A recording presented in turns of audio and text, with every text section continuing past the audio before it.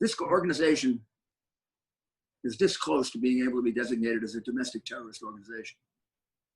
Is that right? Like Antifa, government's been investigating longer. It's pretty easy to find that criteria to make them a terrorist organization. But Black Lives Matter is very, very close. The head of their New York chapter, for example, about 2 weeks ago, made a statement that will help. He said that basically, if they can't get what they want, they got to burn it down. Well, yeah, I mean, there's a lot of elements there.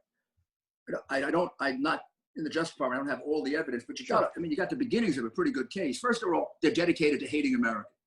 Second, they're dedicated to tearing down most of the institutions, not only of our government, but also of our society, meaning the family and schools and religious education and religion.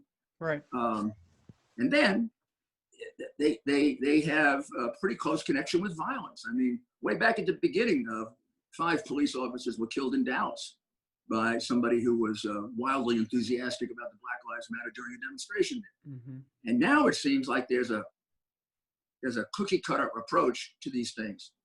They grabbed the George Floyd thing, the terrible, terrible murder. It almost gave us a chance of unifying because the president immediately condemned it and immediately sent the FBI in. That's right. And everybody was agreeing with him at first.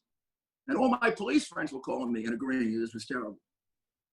Well, boy, they couldn't stand that. There'd be a moment of unity where they just jammed right in the middle and they started doing things that you have to, like taking over police precincts and burning cars, stealing.